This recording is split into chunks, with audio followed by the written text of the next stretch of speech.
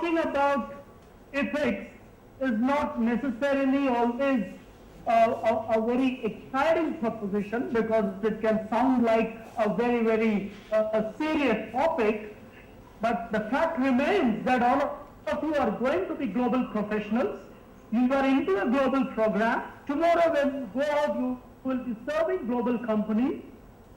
The questions and the issues and the dilemmas and the problems facing you will be global in nature. So it's only right that we look at what are the issues concerning the global ethical issues facing us today. So shall we get on with that? Yes. Great. And feel free to raise your hand in case you have a question, so that way it would remain interactive and I would not have to be on a monologue. But before I begin, let me give a very brief introduction of myself, because I've been requested to do so.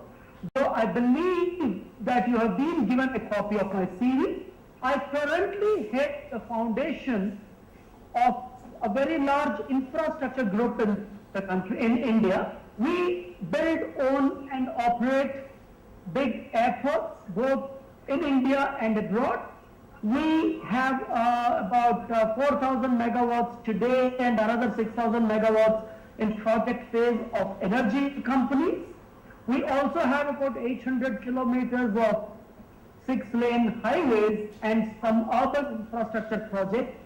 And we are the biggest infrastructure company in India.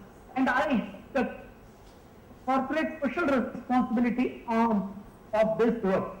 I have been here in this position for about 6 years, before which I was the president of a large bank in India, which was in due course taken over by ING, which is a Dutch bank, as quite well known.